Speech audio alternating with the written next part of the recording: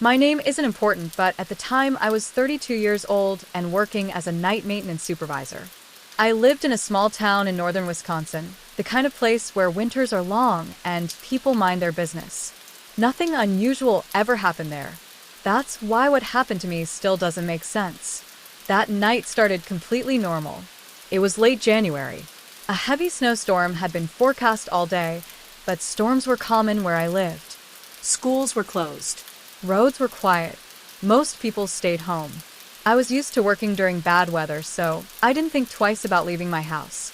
I was driving my usual route to a closed public building where I had to check heating systems. It was a short drive, less than 15 minutes. The radio was on low. The heater was running. Everything felt routine. I remember thinking how calm the town looked under fresh snow. The parking lot was empty when I arrived. That was expected. The building had been closed since the afternoon. I parked near the entrance and sat in my car for a moment, finishing my coffee. Snow hit the windshield in thick, slow flakes. The world felt quiet and cut off. That's when I noticed something small that didn't feel right. There were footprints in the snow. They weren't mine. They started near the road and led toward the side of the building. Fresh footprints. No tire tracks. Just one set, partially filled with snow, like whoever made them had arrived shortly before me. I told myself it was probably nothing. Maybe a security patrol. Maybe someone from earlier. I didn't see any cars, but that didn't mean much during a storm. Still, I stayed in my car longer than usual. I looked at the building. All the lights were off, except one faint glow near the back hallway window. That light should not have been on. I knew the building well. I had locked it myself the previous night. I checked the time on my phone. No messages. No missed calls. Everything looked normal. But I had the sudden feeling that I wasn't arriving at an empty place. The wind picked up, shaking the car slightly. Snow covered the footprints faster now, like the storm was trying to erase them. I grabbed my keys and stepped out anyway. The cold hit hard. The silence felt heavy. As I walked toward the entrance, I noticed something else. The front door wasn't fully shut. It was closed, but not latched. Just slightly open, enough to notice if you were looking closely. That's when I felt it. The clear sense that someone inside that building already knew I was there. The building was a small community recreation center on the edge of town. It had a gym, a few offices, and long maintenance hallways that ran behind the public areas. I had worked there for almost 3 years, so I knew every door, every light switch, and every noise it usually made. During the winter, my job was to make sure the heating system stayed on so pipes wouldn't freeze. It was just after 10:30 p.m. The storm had gotten worse since I left my house. Snow was blowing sideways now, covering the road almost as fast as it could be plowed. The streetlights outside the building were dim, their light fading into the white haze. The entire place felt cut off from the rest of the town. I was alone that night. Usually another maintenance worker would be on call with me, but he had called in sick earlier that day. My supervisor told me to handle the checks myself and head home as soon as I was done. I didn't argue. This kind of thing happened often during winter. I pulled my jacket tighter and walked inside. The door closed behind me with a dull, heavy sound. The warmth hit my face right away, which told me the heat was still running. That was a good sign.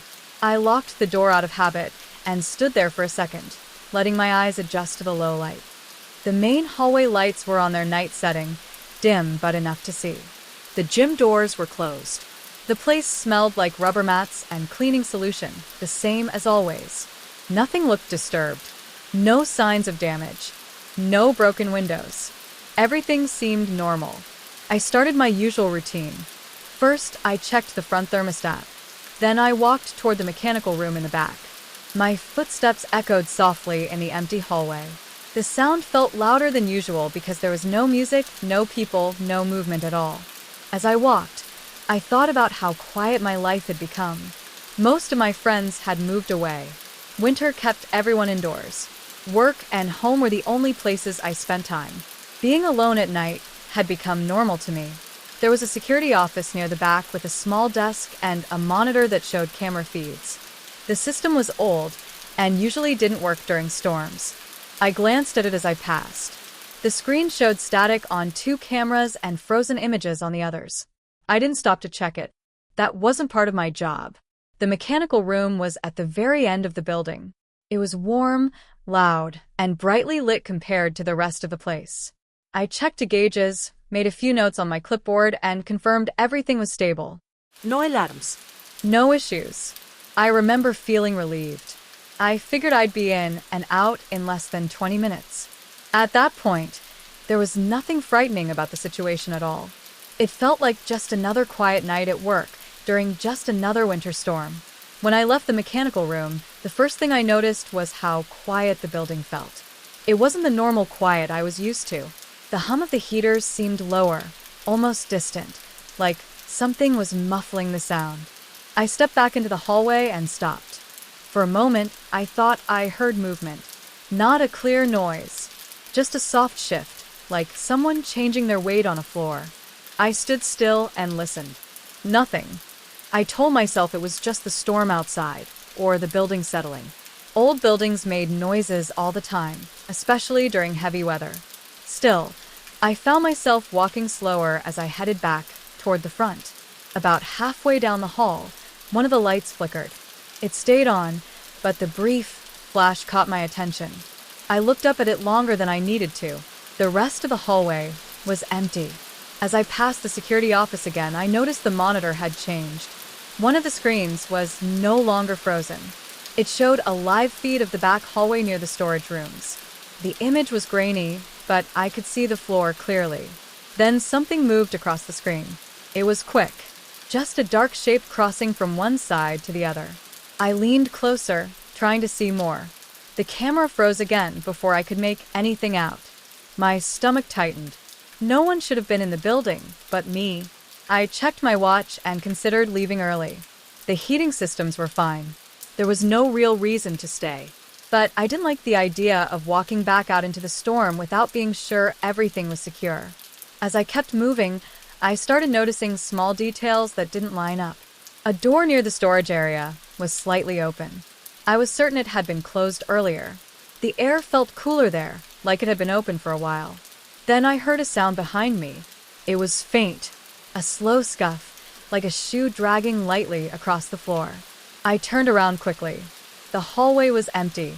No movement. No shadows. Just the long stretch of dim light and closed doors. My heart rate picked up, but I stayed calm. I reminded myself that fear can make normal things feel wrong. I had worked plenty of nights alone without issues. Still, I reached for my phone and unlocked it just in case.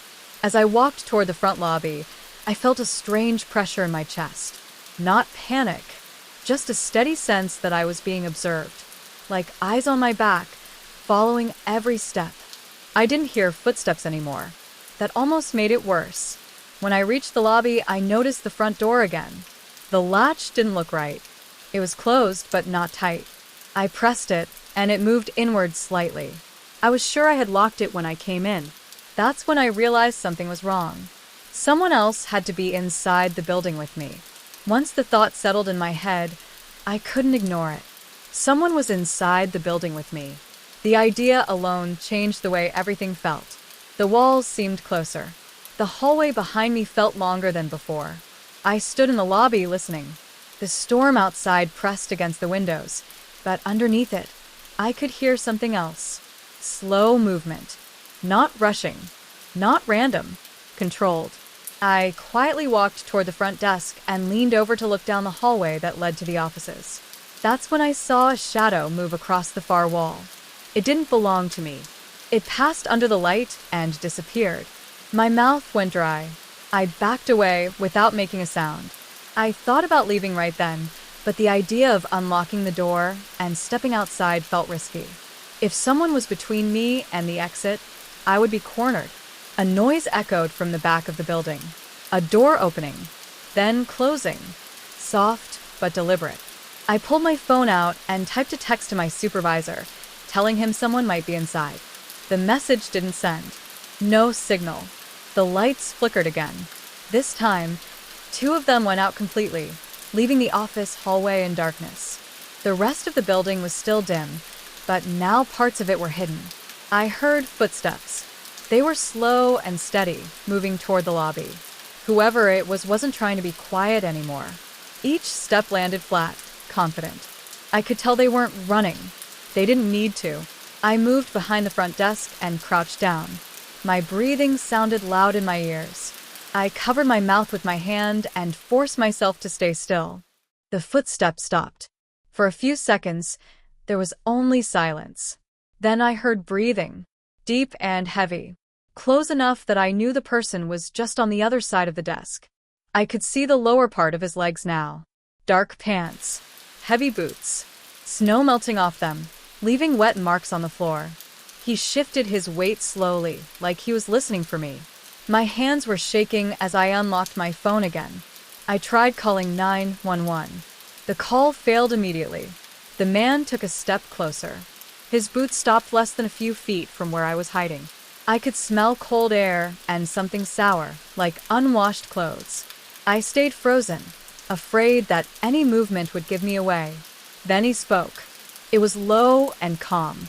He said my name. I had never seen him before. When he said my name, something broke inside me. I didn't understand how he knew it, and I didn't wait to find out. I pushed myself up from behind the desk and ran. I heard him react immediately. His boots slammed against the floor as he moved after me. I didn't look back. I ran toward the side hallway that led to the locker rooms, my footsteps echoing too loud in the empty building.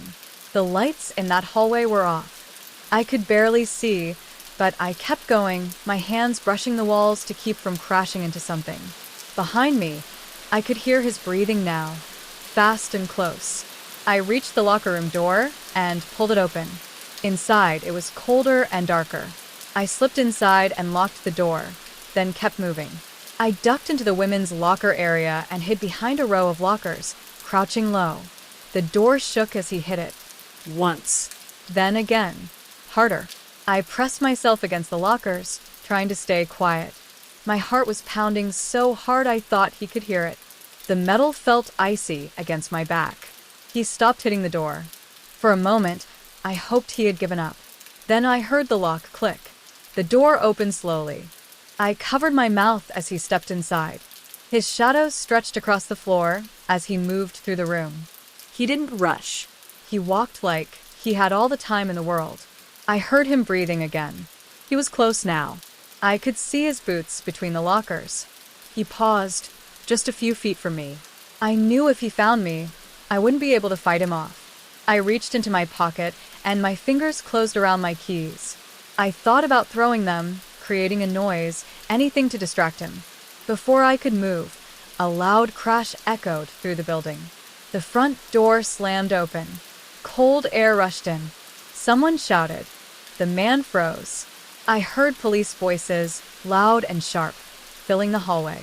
The man backed away from the lockers. His boots moved fast now. I stayed where I was, too scared to move. A few seconds later, officers burst into the locker room with flashlights raised and guns drawn. They pulled me out from behind the lockers and told me to get on the ground. I was shaking so badly, I could barely follow their instructions. They searched the building while I sat wrapped in a blanket near the entrance. They never found him. 6. Twist reveal. 500 words. After the officers finished clearing the building, they brought me into the lobby and sat me down on a folding chair. My legs felt weak, like they didn't fully belong to me anymore. One of the officers handed me a cup of water. I spilled some of it trying to drink. They asked me to explain everything from the moment I arrived. I told them about the footprints, the unlocked door, the shadow on the camera, and the man saying my name. When I said that part, both officers exchanged a look. That's when I knew something was wrong. One of them asked me to repeat exactly what the man had said. I told them again. Just my name. Nothing else. They asked how my name would have been visible. I told them it was printed on my ID badge, which I always clipped to my jacket. I reached down to show them. I covered my mouth as he stepped inside.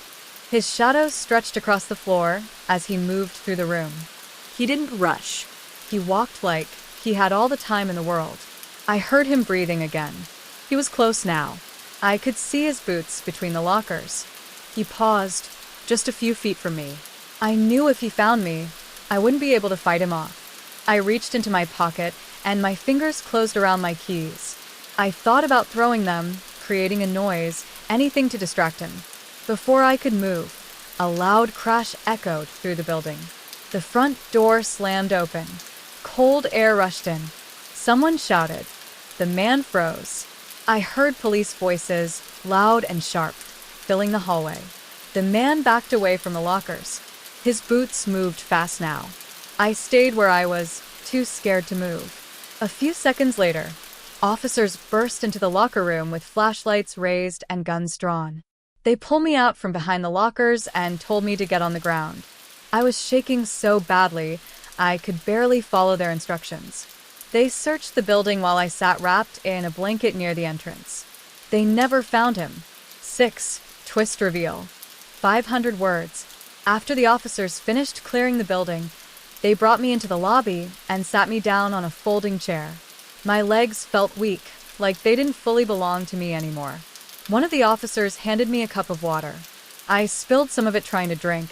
They asked me to explain everything from the moment I arrived. I told them about the footprints, the unlocked door, the shadow on the camera, and the man saying my name. When I said that part, both officers exchanged a look. That's when I knew something was wrong.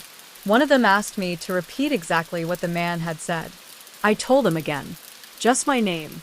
Nothing else. They asked how my name would have been visible. I told them it was printed on my ID badge, which I always clipped to my jacket. I reached down to show them. The police told me the man probably used the storm as cover, that he might have been homeless or passing through, that it was unlikely he would come back, but they couldn't be sure. What stays with me the most is how calm he was. He didn't yell. He didn't threaten me. He didn't chase me right away. He waited. He learned my name. He got close without being seen. Sometimes I think about the moment he said my name, how easily it came to him, like he had already practiced it. The case was never solved. No one ever matched the footage to a real person. No one ever called it in as a suspect. The storm erased the tracks, and time erased the rest. I moved to a different town the following spring. I changed jobs. I changed routines. But every winter, when the first heavy snow starts falling, I still feel the same thing I felt that night. The sense that somewhere in the quiet and the cold, someone is waiting again. After the police secured the building, they sat me down in the lobby under the brightest light they could find. My hands wouldn't stop shaking. One officer stayed with me while the others went through the footage and searched outside again. I kept thinking about one thing, how he knew my name. When the officer asked for my ID, I reached for my jacket without thinking. That's when I realized my badge wasn't there. I checked every pocket. Nothing. I knew I had clipped it on before leaving my house. I wore it every shift. I told the officer, and his expression changed. He asked me where I thought I might have lost it. I said maybe near the front desk, earlier in the night. He didn't respond right away. A few minutes later, another officer walked over holding something in an evidence bag. It was my badge, but it wasn't found where I thought it would be. They found it in the locker room, behind the row of lockers where I had been hiding. The officer explained what that meant. The man hadn't just followed me into the locker room. He had already been there earlier. He knew that space. He knew where someone might hide. That wasn't the worst part. They reviewed the security footage again. One camera near the back hallway had caught a clearer image this time. The man entered the building nearly 3 hours before I arrived. He didn't wander aimlessly. He moved with purpose. At one point, the footage showed him standing still in the dark, directly in front of the front door, watching the parking lot, waiting. Then the video showed something else. He picked up my badge from the floor near the front desk. He held it close to his face and stood there for several seconds, reading it. After that, he clipped it onto his own jacket. He wore my name while walking through the building. The officer told me this explained why he sounded so calm when he said it. It wasn't a guess. It wasn't rushed. He had practiced it. They also found a backpack hidden in the janitor's closet. Inside were gloves, duct tape, and a small folding knife. Nothing tied directly to me, but enough to tell them what his intentions were. The officers were honest. They said this wasn't random. The storm gave him cover, but he was prepared long before it started. When they asked if I recognized him, I told them no. I had never seen him before in my life. That made it worse, because it meant I hadn't been targeted.